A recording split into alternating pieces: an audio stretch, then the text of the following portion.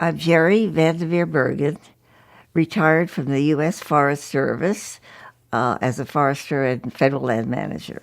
During most of my forestry career, my name was Geraldine Bergen Larson, known as Geri, and in 1988, I changed my name to Geri Bergen, Geri Bergen. So that's how I was known when I was retired.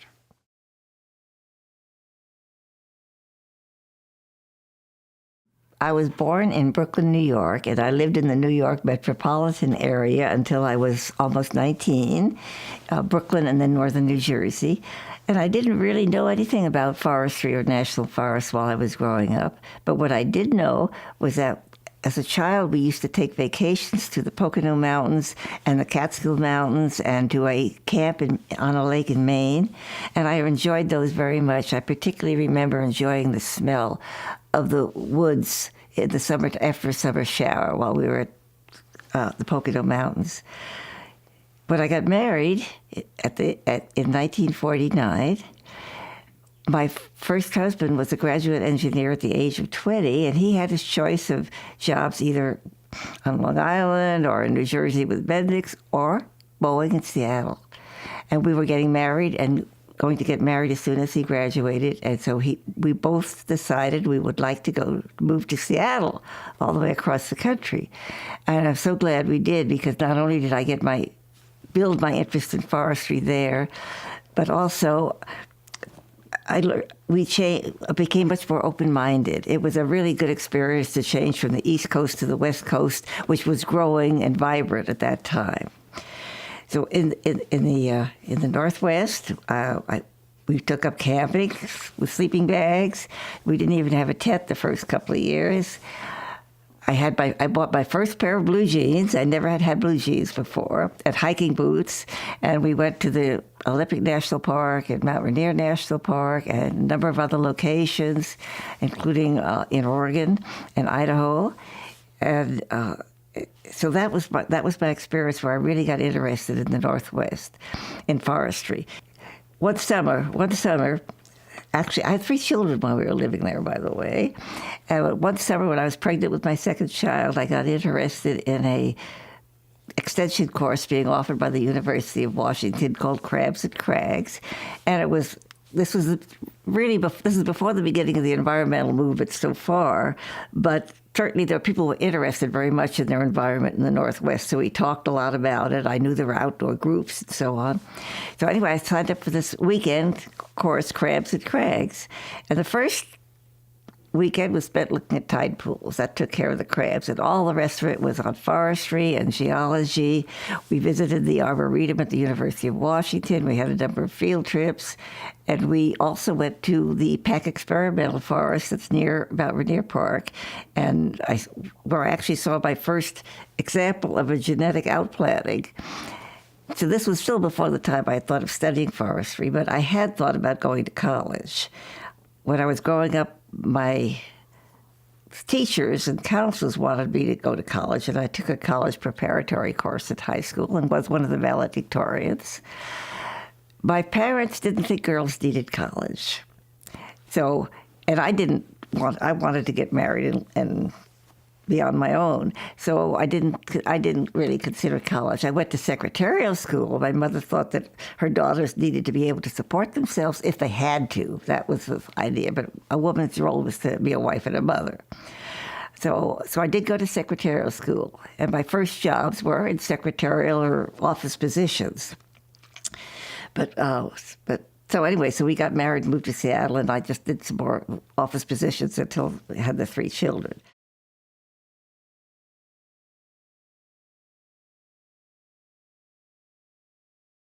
Later, I moved to Reno, Nevada, and in Reno, Nevada, you can go to college as a resident after 6 months. Well, I actually didn't start until after I was there a year.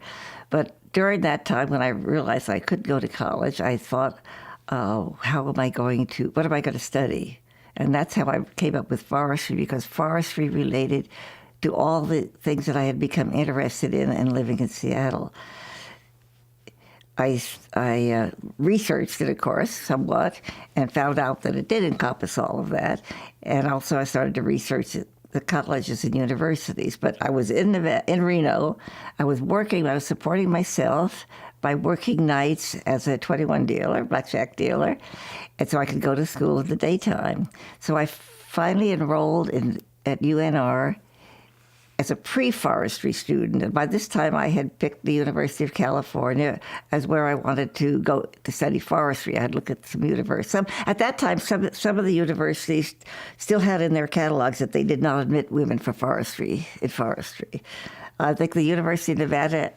No, not Nevada. The University of Utah and Alaska were two I had ran across that didn't. But Berkeley didn't say a thing about not admitting women. It didn't say it did, but it didn't say a thing about not admitting women. So I picked that. And so then we designed a pre-forestry course that fit the requirements that Berkeley had. So, but even though I was at UNR. In 1959, I left Reno and moved out to Berkeley. And my intention was to start Cal as a sophomore, but Paul Zicke had advised me that it would be better to come in as a junior, that was commonly done in California because of the existence of the community colleges. So I went to Oakland City College for a year, taking 17 units each semester to get all my requirements in, including surveying and so on.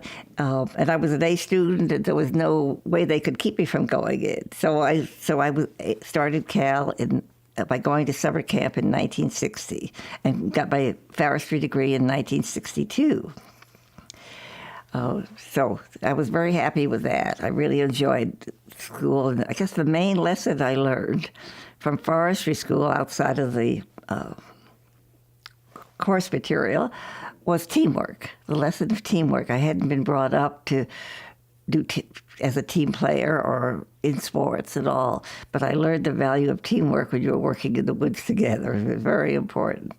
I forgot to mention, too, and I should, that when I graduated with a bachelor's in forestry, I was also a runner-up for the university medal. Now, at UC Berkeley, the classes are like 2,500 students a year, and the university medal is given to the student that's considered to have the highest grade average and accomplished the most. And then four students out of this whole 2,500 receive runner-up. Well, I was a runner-up for the university medal that year. So that was very thrilling. And the School of Forestry was proud of me, too. During the time I was in school, my idea all along was to be a practicing conservationist. I had adopted some conservation ideas along the way. So my idea was to be a practicing conservationist. But the professors had other ideas. I was a good student. They didn't see how I could get a job other than in teaching or research. And they convinced me that I was going to go on for a PhD.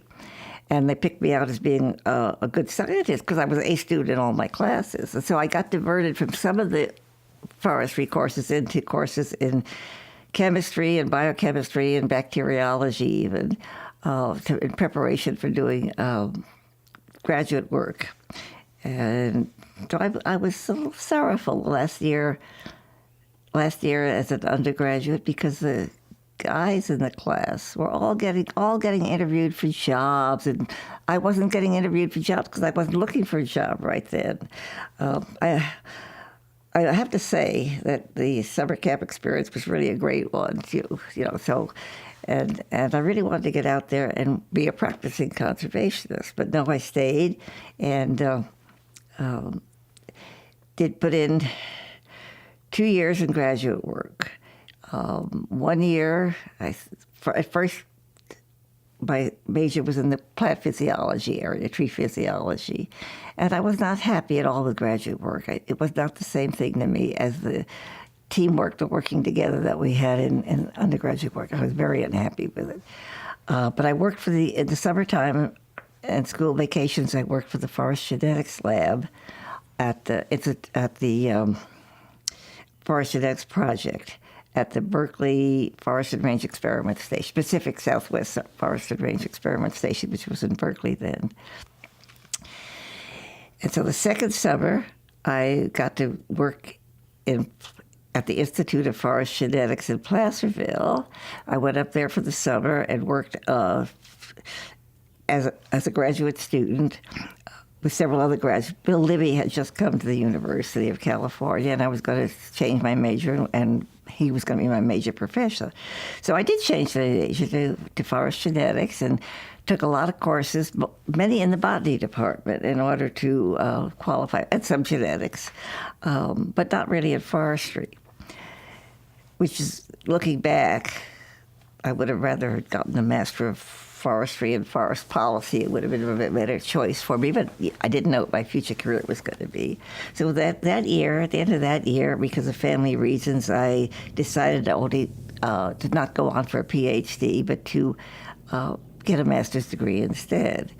And when I look at the options for a master's degree, first, I hadn't had any forestry courses to speak of in graduate school, and second, you needed a thesis to get a master's degree in forestry. Whereas in botany, I could actually get a master's degree by taking orals instead of a thesis. So to me, that was easier for some reason, and I decided to do that. I took one semester off, and then I went back just one semester of classes. I had a couple of botany classes I needed to get in still, and then I graduated and passed the orals without any trouble, but spent a lot of time studying, of course, and got my master's degree, Master's of Arts in Botany.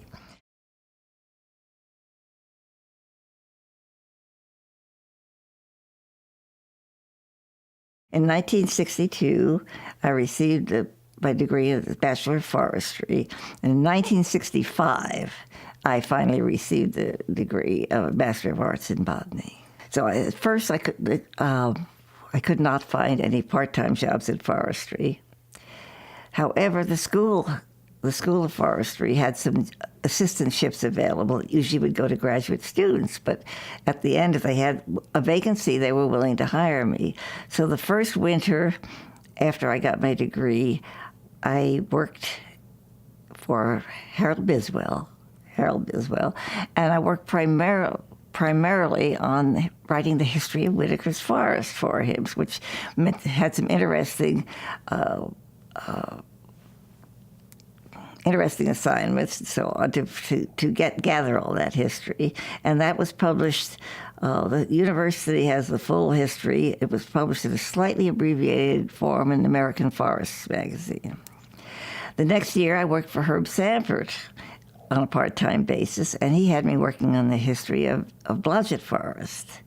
And I got to interview one of the last remaining original owners of that, and did some other work, and ended up writing what I considered a draft history. I didn't consider it completed, but it was as good as a non-historian could do at that time. And Blodgett, I haven't found where I kept a copy of it, but Blodgett Forest has it in their files. So those were sad. And that way I had my summers off with my children, which was very good. Well, in the spring of 1969, late spring or early summer, the regional office had a vacancy. Oh, by this time I had changed my desire from going into research and looking for jobs to going into public relations or something related to public relations in forestry. Because I knew I wasn't going to be able to go out into the field with raising my 3 children. And my husband needed to be in a city with a newspaper in order to work. A position in the Division of Information and Education in the Forest Service Regional Office in San Francisco became available. The director of that staff at that time was Grant Morse, and I imagine he consulted with the School of Forestry on possible hires for that job, possible people to fill the job. At that time, the job was called Women's Activities, and it was a lower level but fully professional job. And it had been filled up until this time by women who had risen through the ranks of the Forest Service, so knew the Forest Service well, and could go out and work with women's groups. The idea was to work on conservation programs with women's groups, Girl Scouts, Kiwanis, whomever, women's auxiliaries of the men's for example, the Range Society or the Soil Science Association, the Women's Auxiliary, and Campfire. That range of activities. And it was important for the Forest Service, I could see, and historically, one of the groups in many regions, one of the groups that the women filling these jobs worked with was the Women's Auxiliary to the Granges, the local Granges. So it was a very important reason for having that job. So after consulting with the dean of the school, Grant came to me because I had wanted to do public relations and wanted to hire me. And so after I thought about it, the question was that, I had worked as a research forester before that. I didn't say that.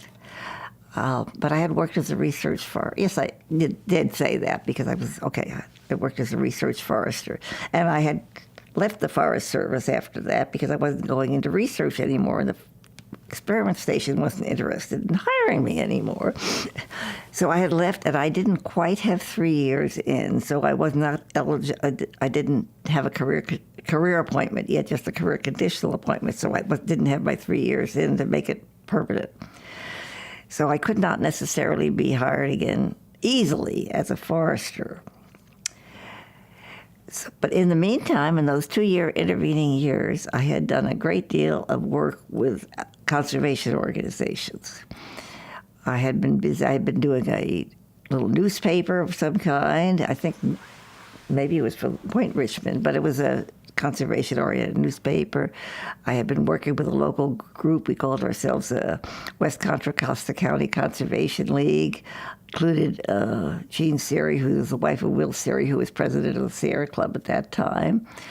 I worked with Save San Francisco Bay somewhat, was on their board briefly, People for Open Space, and then we formed our own. I became very much interested in land use planning. We were working on proposals for expansion of the regional parks in the Bay Area. And we formed a local group called Richmond Citizens Planning Association. So I was a charter member of that. We actually developed, one of the ladies and I in that group developed a proposal for regional government in the Bay Area and took it to the Board of Supervisors and presented it. So I had done a great deal of writing and work with conservation groups. So Grant suggested that I write that all up as an information officer experience on my application. And subsequently, I was hired as a public information officer at a professional level, fully professional level, which was my start with the Region 5 of the Forest Service. He was able to hire me then for this women's activities position, which I think would have been more accurately named conservation programs, and I think it is named that if they have such a position. So I built that position. I had to do a lot of different things in that position, work with the outside groups. He also hired an outdoor education specialist at that time, and so she and I together would work with outside groups to get sponsorships for some of the outdoor education activities. I had to do the newspaper for the internal newspaper for Region 5 of the Forest Service, which we called the California Log. I had the Penny Pines program where people made donations to reforest burned acres of national forest land, and a whole variety of aspects. I would go to garden clubs conventions and women's clubs conventions to represent the Forest Service with an exhibit, and I found those particularly amusing because I was also well enough considered at those, so they would also have me at the head table one dinner at the meeting, and so I would have to pack both a uniform for when I was staffing the exhibit and an evening dress to wear at the formal dinner, when I would present awards to the groups for having made Penny Pines contributions. So it was a sort of a very, very different kind of a job that way. So this was 1967 I took that job, and the environmental consciousness of the young people, particularly in the country, was rising at that time, which culminated in the first Earth Day celebration, which I think was 1970. But but it was blooming before that. Things were going on. NEPA was passed in 1969 and took effect in 1970. And being in information education, we didn't have computers then yet, but I had a lot of information flowing across my desk, and I would get out to see what these groups were doing.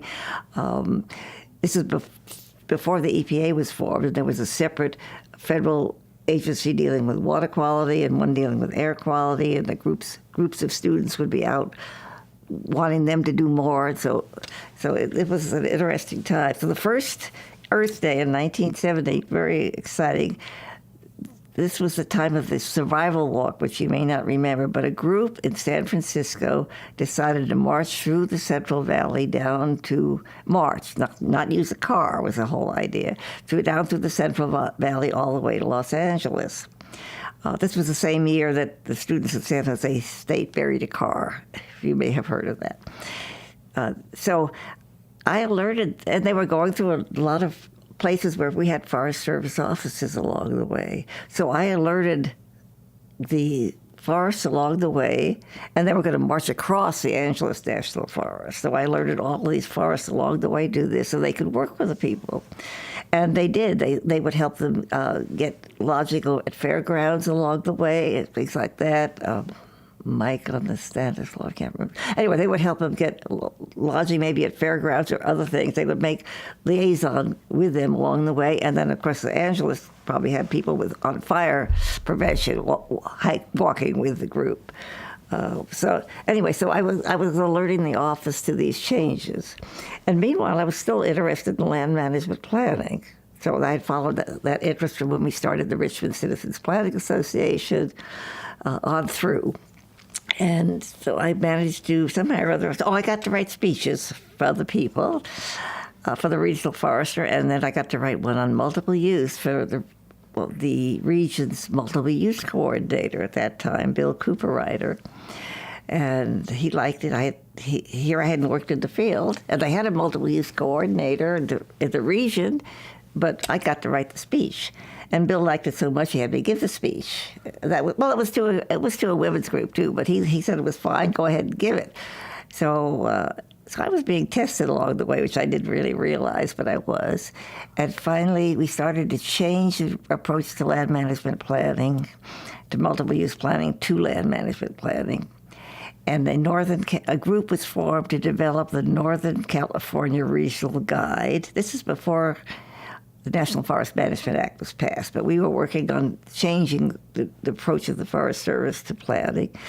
And so there was going to be a Northern California Regional Guide to guide the forests in their planning, and a Southern California Regional Guide. And I was put on the team to work on the Northern California Regional Guide, which was really a great experience. But so I was able to both do my own job and expand it as I went along. I was able to expand the job. I was able to increase the professionalism of the job. I actually received a promotion in place, which is unusual in the Forest Service. And when when the region came face to face with the need to implement NEPA, the National Environmental Policy Act, which took effect in 1970, the Washington office established the first environmental coordinator position, and then each region was asked to establish an environmental coordinator position. And we had other people in our office who would have been certainly were interested and probably considered. One worked with the Federal Energy Regulatory Commission, which is now the FPC, and the other one worked on the multiple-use planning with watershed management. But I made sure they knew I was very interested in that job, and I was fortunate enough to be selected as the first environmental coordinator in Region 5, which was a great opportunity. I was able to work with the Washington office on developing national policy to implement NEPA and to help them develop regional policy for implementing NEPA. To be the first person, the first incumbent of a brand new job is very exciting and a very growing experience. I worked with the attorneys when we did have lawsuits. I wrote affidavits supporting the environmental impact statements. I I coordinated the review of other agencies' environmental impact statements, within the Forest Service to develop the responses back to the other agencies. It was a very exciting job, very exciting time, and we had a new land management staff in the regional office. I was part of a staff. And, of course, then the National Forest Management Act was passed and signed into law in 1976. So that changed our whole approach to planning. But it certainly made it a little more integral even than it had been under the Multiple Use Act.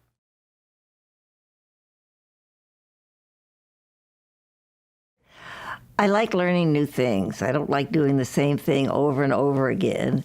So by 1978, I was sort of ready for a change in the environmental coordinative job, which I'd held from 72 to 78. And at that time, too, I knew that I was being considered for possible Deputy Forest Supervisor positions. My grade level was already beyond that of the typical district ranger at that time. So I never did have the experience of working on a ranger district, unfortunately. Well, my husband had a good printing management job in the Bay Area. And so I really sort of mainly started thinking about national forests that were within commuting distance of the Bay Area. And so I thought about the Mendocino. Well, that didn't fit my skill set. It's a lot range and fire. I thought about the Tahoe, which had a Deputy Forest Supervisor. I thought about the El Dorado, the Sierra, Redding or Fresno would have been possibilities too. But the Tahoe was the most interesting. And fortunately, Bob Lancaster, who was then supervisor of maybe I should say fortunately,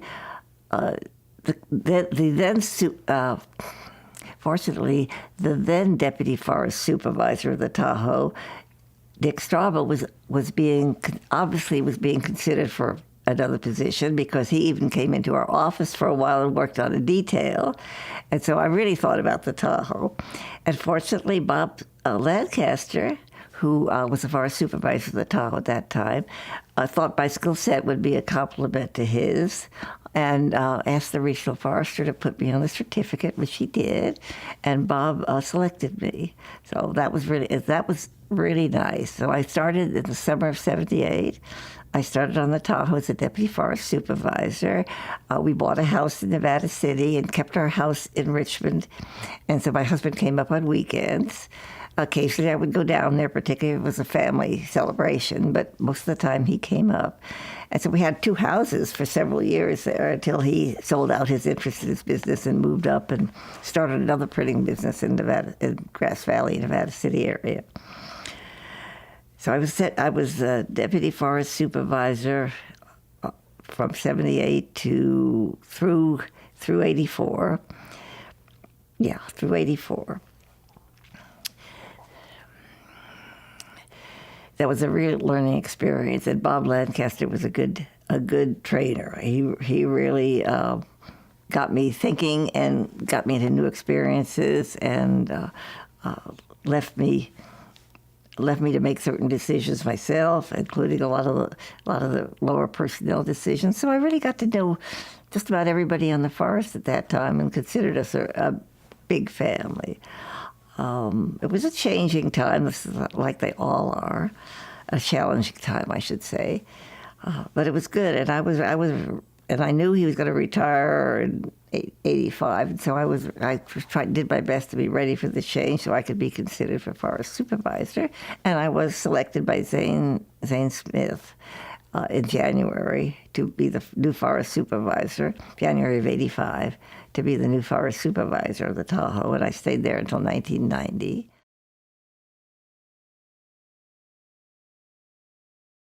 In the Washington office, I worked as a deputy director for the environmental coordination staff. When the director retired, I was the acting director, and I worked there for approximately 4 years until I decided to retire and moved back to Nevada City, where I had a lot of friends, and my son was still living here at that time.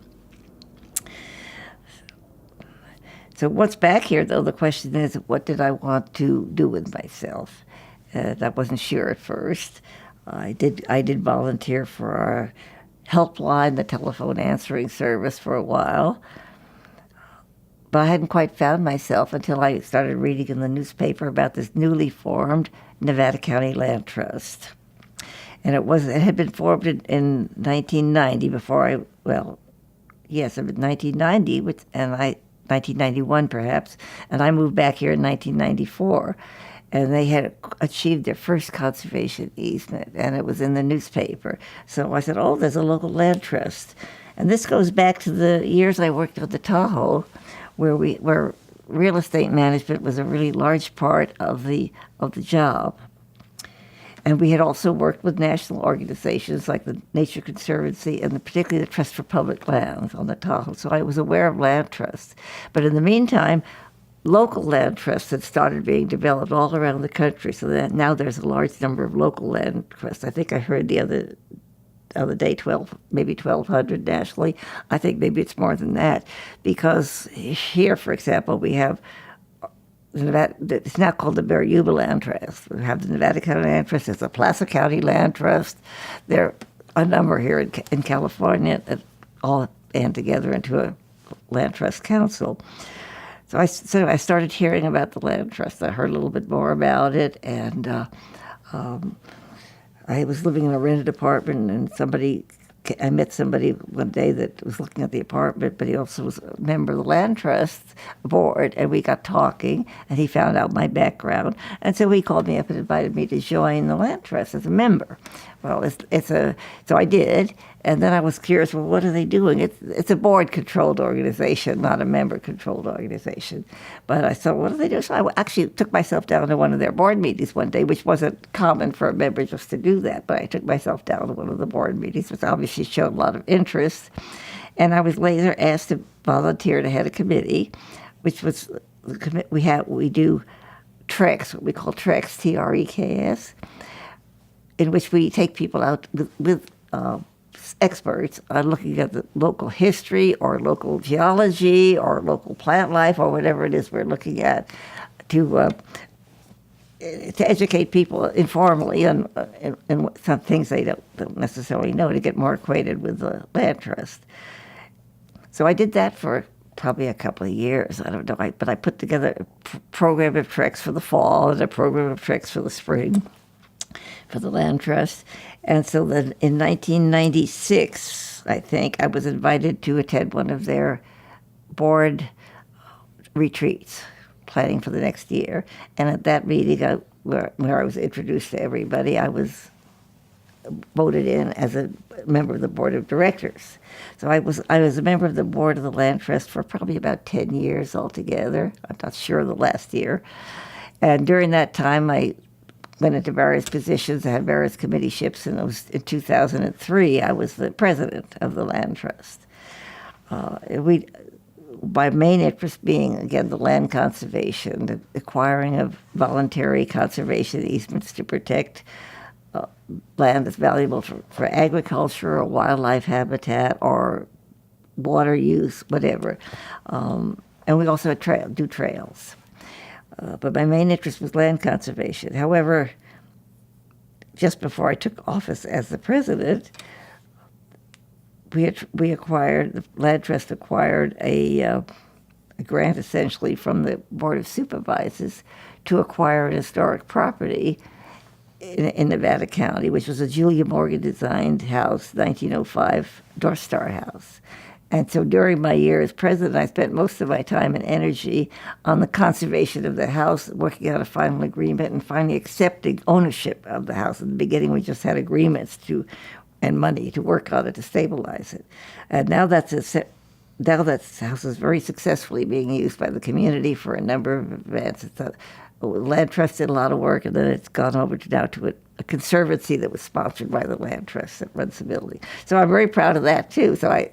But my main goal was land conservation, which is very important. I also have been a member since 1979 of Business and Professional Women, which was a national organization. I joined here. I rejoined when I was back in D.C. and I rejoined again when I came back here, and I'm still a member, and I've been president of our local group a couple of times.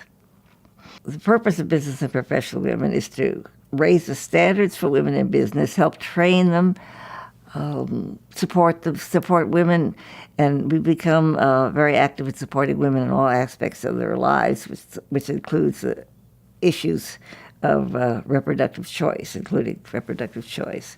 But we have a legislative advocate that goes down, our club does, that goes down to Sacramento. The the California Federation of Business and Professional Women has had legislative advocates over the years too. Yes. When I was back in junior high school, at that age, I wanted to be an architect. That was I guess we had liquid logs when I was a child. I built houses, and I draw house designs at home and and I wanted to be an architect. And it came time for the girls to take sewing and cooking, and the boys to take shop and mechanical drawing. And I wanted to take mechanical drawing, and they wouldn't let me. And nobody stood up for me, and I didn't take mechanical drawing. I ended up later taking engineering drawing at Oakland City College with a night class, because I had to have that for surveying in the summer camp. So that was like the first obstacle. I guess there were obstacles even when I first moved to Seattle. I was young. I had obstacles finding a job because people thought, "Oh, you're a girl. You want to go home to your mother in the East Coast." You know. No, I mean I was married, but she still thought you want to go home to your mother. Getting into forestry school, I did mention slightly that some of the universities at that time wouldn't take women students. UC Berkeley did, but Hank Box had an interview with me before summer camp, too. So he knew what he was getting into. In working in the regional office in San Francisco, before I was known, I had been a secretary. I knew how to type. I found it much clearer to put my thoughts down using a typewriter than handwriting. At that time, men, executives, professionals weren't supposed to use typewriters. And I insisted on having a typewriter. At my first job at INE, I was corresponding with women in positions in their clubs. I needed a little informal way of corresponding as well as formal. I still had to keep carbon copies of it because you have to do that in the government. But I needed an informal way. So that I kept my typewriter when I became an environmental specialist, environmental coordinator. I kept my typewriter, and the ones that I worked with fully respected me, but they'd say, women are supposed to professionals don't use typewriters, and a little bit of concern from I think the clerks in the offices too, because I was doing what they thought that their work was, but that didn't really come to fore much. So when I came out to the forest, of course, I didn't use a typewriter, but I find it so much easier, even now, to organize my thoughts on a typewriter or on the computer now. And of course, when I became forest supervisor in 1985, that is when the Forest Service put in their first computerized system where we had email, we could communicate. So everybody got a typewriter. So all the executives who always said, the guy that I'm not going to use a typewriter. Now everybody was using a typewriter, so that equalized that issue again. But it was an obstacle. Then I did have, so I came in to the regional office too at a job that had formerly been filled by somebody from a clerical background, and I was a professional. Well, and then when I was at INE, I didn't have a lot of internal things, and people understood my job, and that was fine. When I went to be an environmental coordinator, I think some of them still saw me as being a lower level, and I would ask for input. I had deadlines for things, for example, commenting on other agencies' EISs. We had deadlines for that, and I'd ask for advice from the different staffs. And I remember going over to see the one staff engineer and sitting down and explaining to him about my background and what my job was and why I needed the input. And it worked. It was fun. Then I was accepted. But I did have to do that some of the time. At that time that I was selected as a Deputy Forest Supervisor, which was I was selected in 84, no, I was selected in 78. I was the first woman line officer in the Forest Service. The Forest Service is based on a structure of line and staff positions. And I was the first woman line officer in any line position in the Forest Service. The year later, 1969, a young woman became district ranger on the Colorado National Forest, the White River National Forest. And let's see, and so she was the first district ranger line officer. So in the meantime, other people I think became elevated, chosen for district ranger positions. In 1985, I was the first woman to be selected as a forest supervisor in our country, in the nation, in any national forest. After that, we selected, and I was part of the selection process, we selected Mary Colomb. I think Mary Colomb is the second woman forest supervisor on the Plumas National Forest. And then it became more common, and now there are many women in national forest positions, which is really great to see. So, but anyway, that was a really exhilarating, emotional experience for me to be selected as forest supervisor. I think I almost cried, so it was very nice. I was very pleased to be managing that wonderful piece of land known as the Tahoe National Forest, yes.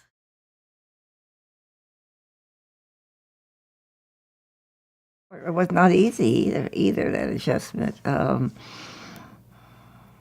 I guess I'm still very much alone a lot of the time. I'm comfortable alone. I'm afraid I don't reach out to make friends very often. I'd like to have closer friends than I do, but no, I'm shy, and I have trouble reaching out to people. Both my parents were only children, so I had no first cousins to play with as a child. And we moved. I changed schools several times. My parents had me at a different school in first grade, second grade, third grade, and 2 schools in fourth grade, which was a shame. So I had trouble making friends in school, although I had friends in my neighborhood at home.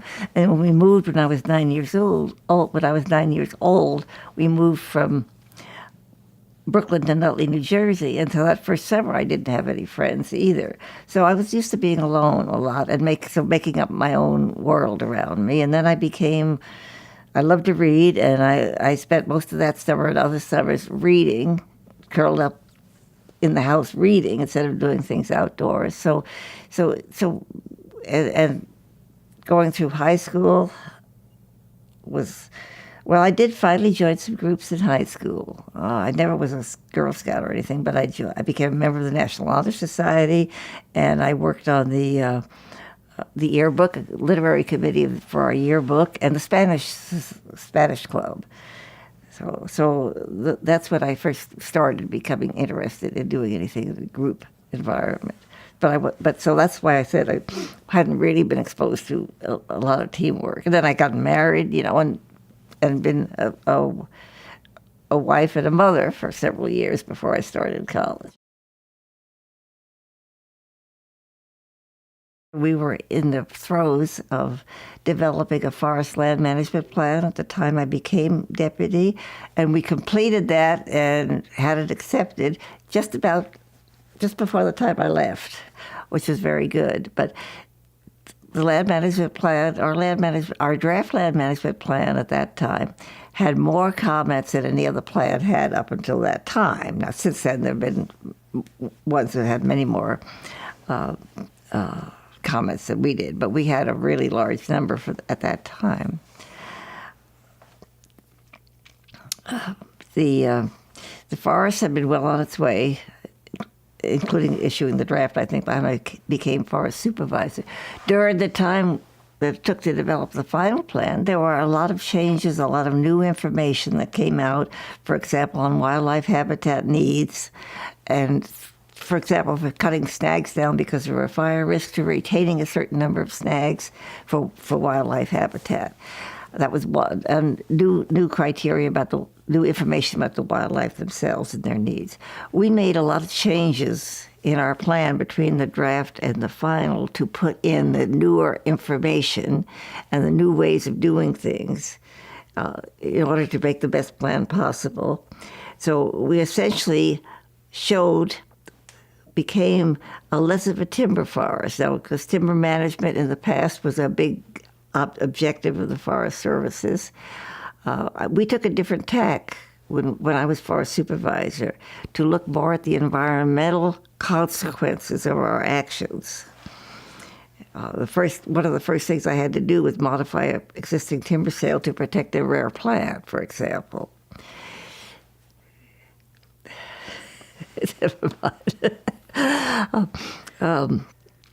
And the environmental groups were burgeoning along the way. We had one group of local people that decided to appeal every timber sale we had to put up after a fire on the Downeyville district, what was then the Downeyville district.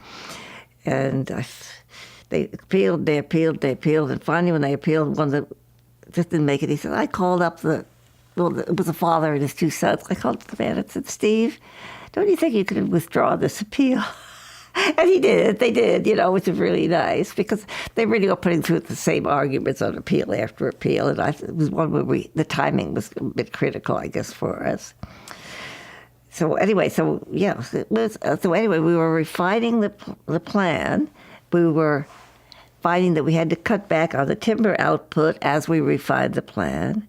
We were also, as you do the program budget planning years in advance, because of that, we were able to tailor our program planning in the future to put the forest at a good start for when the plan was approved, so that we made progress that way.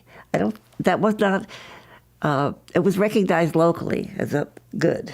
We had very good working relationships with our timber contractors, and because they were subject to the same pressure, so they knew what we were going through. It wasn't necessarily as well accepted in the regional office, I think.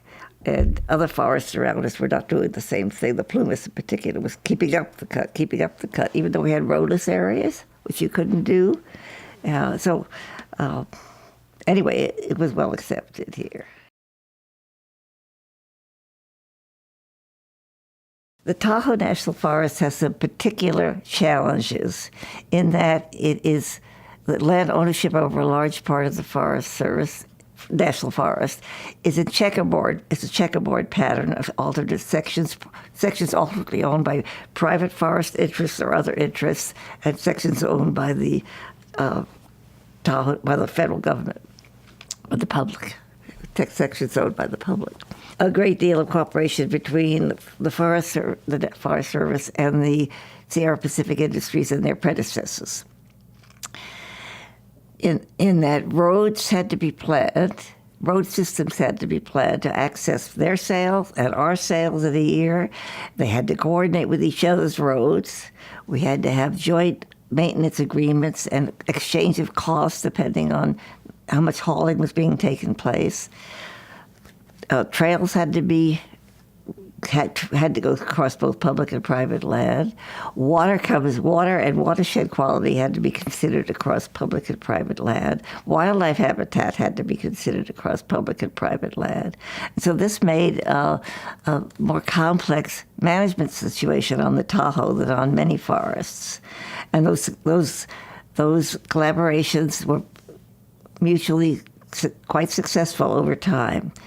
The local community, of course, had sources of timber from two sources. They had from private lands as well as from public lands. The other aspect of the fact of this ownership pattern was that we had a big lands program. You could call it a land management program rather than a forestry program, in that the sections, all the property lines had to be surveyed and marked, and they had been doing that over some time when I came to the forest. Land exchanges were frequent. Activities sometimes had to be coordinated right at the borders. but land exchanges and acquisitions, which were appropriate to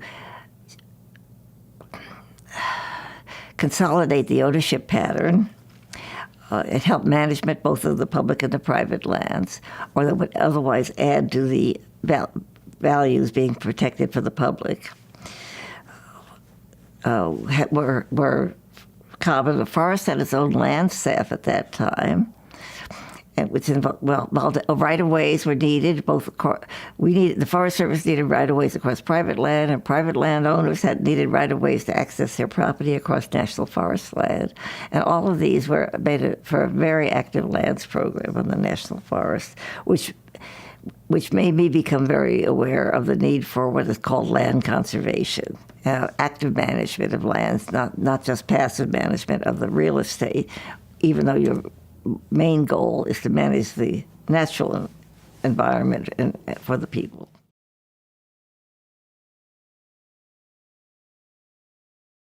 We did have a local mill at that time, which is closed, and there was also a mill at Truckee, which is closed. So the decreasing timber cut, I'm sure, has affected the community, but this community in particular has a good telecommunications industry base. So that has been expanding over time and adding employees. SAF has been a very productive part of my career. I joined SAF as a full member as soon as I graduated with my bachelor's degree in forestry. I had been a student member. But in the Bay Area, we had the Bay Area chapter that met regularly every month, and I was happy to go to most of the meetings, as many as I could. And I find that members have found then that membership in SAF was a tremendous support to me during my career. I was in the San Francisco area from the time I entered Cal until 1978, when I moved to Nevada City. So that I had plenty of opportunity to get to know the people in the SAF chapter. But I really attribute my first position, which was research forester with the Forest Service, to the contacts at SAF. Because I was going to SAF meetings as a graduate student, the then head of the research project, the then head of the genetics program at the station, Bob Callahan, knew me from that, and as soon as I graduated, and he knew my record as a student, and as soon as I graduated with my bachelor's degree, he offered me a job in research, working for on the genetics project. The first summer I worked in the lab in Berkeley, and the next year I was up at the Institute of Forest Genetics, like I mentioned. That was a full professional research forester position, which I did not stay at when I decided I did not want to go into research, but it was the way I got the job, essentially. While I was in the Bay Area, I became the vice chair and the chair of the Bay Area chapter, and organized the meetings. As vice chair, organized the meetings, set up the venues in different parts of the Bay Area to meet the needs of different members. In 1975, while I was working as an environmental coordinator, I was asked to also be a detail to the Washington office to be the environmental coordinator for the first renewable resource program, environmental impact statement. At that time, program environmental impact statements were fairly unusual, and this was a very large undertaking. The environmental coordinator's position in the Washington office was open at that time, and so one person was detailed in to handle the coordinator's everyday jobs, and I was detailed I spent at least half of my time in 1975 in Washington, D.C. So while I was there, that was a big undertaking. I'm not proud anymore of the environmental impact statement we put together, but in those days it was fine. While I was there, I visited the SAF national office, which was headquartered in an office in downtown Washington at that time. And I met Don Theo, who was the head of professional programs there. And we talked about women in forestry. And I wanted to know, who else were women in forestry, and how could we change the attitude of people to recognize that women have a place in forestry. That was really the concern. Women do have a place in forestry. He had hired. Well, 1975 was the year, one of the years where they had the National Convention in Washington, D.C. So here I was in Washington, and the National Convention was to be held there. And Don Theo had hired a very nice young lady forester as an intern from the southeast U.S., Kate Hutchison. And so I got to know Kate, too. So we were two women foresters there who could talk to each other and talk to Don. And we convinced Don that we should have a place for the women foresters to meet at the convention. This was not part of the regular published program for the convention, so it didn't have the official seal of approval. But we did manage to rent a small meeting room and put a sign up at the convention and have the meeting. So this was the first time we brought women foresters together. And there were easily a dozen of us from different areas of the country, different venues, for some with very poor experiences, having been treated very poorly, and some with good experiences that met, and I took notes, and we had, a summary of that. So that was the start of our first meeting of women foresters at the SAF conventions, which later sort of became slightly institutionalized, not part of the regular program at first, but slightly institutionalized. At subsequent meetings, we began to hold an informal luncheon of women foresters at each meeting, and the number of those slowly grew. And the executive director would often come and join us for the luncheon too, which was a good acceptance, I guess, of our role there. Subsequently, I was also asked to head the Cultural Action Committee. Was that the name of it? Minority Action Committee.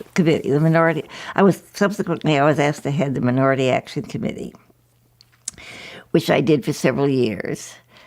My first national SAF convention that I attended was 1974 in New York City. The second one was the Washington, D.C. one in 1975. And in 1976, the convention was held in New Orleans.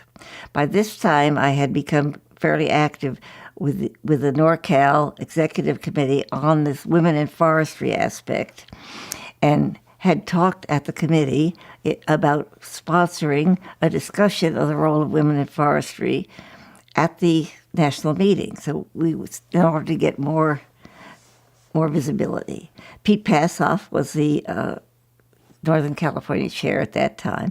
I was told that the House of Society delegates would not have a speaker that wasn't brought in or recommended by a state society. So the executive committee voted to support me, to sponsor me, to speak to the House of Society delegates at the New Orleans convention, which I did. So that brought the issue of women in forestry, thanks to Pete Passoff and the support I've had all along from the NorCal SAF has been great. So thanks to Pete Passoff and them, I was able to speak to the issue in 1976. So from then on, I think the attention grew. I don't remember the specific outcome of that, but the differences between different parts of the country and the acceptance of women were also pretty obvious in various discussions. But at any rate, that added to the effect of this Minority Action Committee too. So that committee continued. I don't know how long I chaired it or who took over. I don't have that memory. Other committees I was on over time included. I was invited to be on the National Awards Committee one year, and also I was invited to be on the committee planning the technical program one year, which in order to help them find women speakers was the reason for that. And then later I was invited, when I was in Washington, D.C. later, In 1992, I helped plan the speakers for the 1992 National Convention on the general panel, which was held in Richmond, Virginia. So I had that much input. So I think those were the main committees I've been on. In 1988, I was supported to run for council on the SAF, and I became a member of the council in 1989. I was one of the first two women to be members of the council. Jane Diffley from New England was also elected to the council that same year, because she later went on to become president of SAF. But anyway, I had great support. I had to leave the council position when I moved to Washington, D.C. from Nevada City, from California.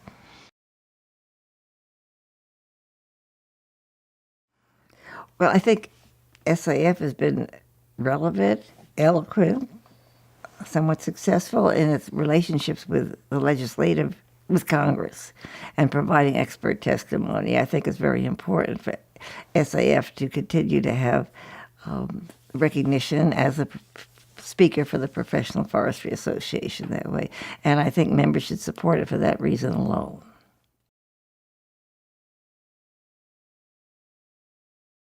Well, yes, I think I've received major support without knowing it from Doug Leese when he was regional forester. I definitely consider him to have been my mentor. And then Bob Lancaster also. He mentored me a great deal when I went there as Deputy Forest Supervisor. You listen to other people, and you talk about, and you try to recognize people's basic values, where they're coming from, with their previous experiences, because that makes a lot of difference. But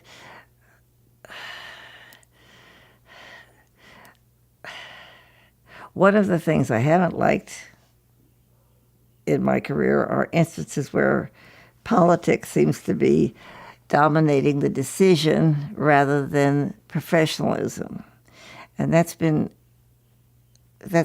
unfortunate. I mean, I really react very negatively to that. I like to see it, but the professionalism also includes taking account of people's views. Certainly, definitely, very important.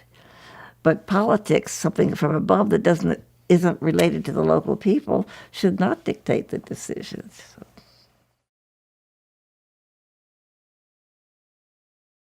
Yes, I have been asked a few times to advise young people. Actually, during the growth of the women in forestry movement, when the universities were finding their enrollment of women growing, I was asked several times to speak to groups of women students, or of students in general, at other universities. And I did go back, I remember I think it was around 1976 in particular, and talked to the students at UC Berkeley, forestry students at UC Berkeley, several times, which was really fun to do. But as far as specific advice goes, based on my own experience, first I would say join SAF, make your contacts. Secondly, keep your eye on the bigger picture, whatever job you're in. Do a really good job, increase the professionalism of the position if you can, but do a good job, whatever. And keep in mind what you want to accomplish for yourself as well as what your boss wants. I was very much interested in land management planning before I went to work as an information officer for the Forest Service, and I managed to get myself back into that field as I worked. Think of your next job. What is it, the next thing you want to do? Increase your professionalism so you're ready for that job.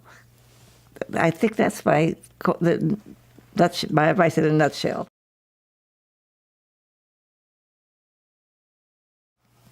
Well, I do see forestry as evolving into overall natural resource management or environmental quality management. Obviously, we need the technical training and experience to produce harvests, depending on what the landowner wants. But we also need to be responsive to other landowner needs and desires. I think in California, we're pretty much doing that. I don't think the rest of the country is doing that yet. The attitude toward forestry in the southeast, I think, is much more production oriented. A lot of forests actually end up running lumber mills, or at least the acquisition for them.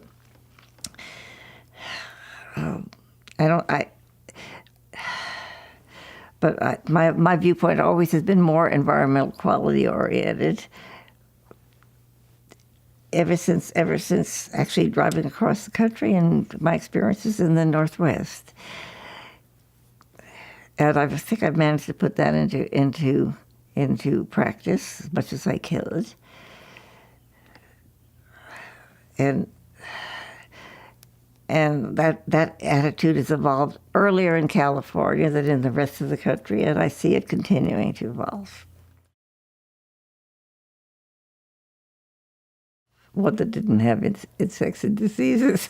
Well, I can picture what I'd like to have. It would be sort of a gradation of cereal stages around me.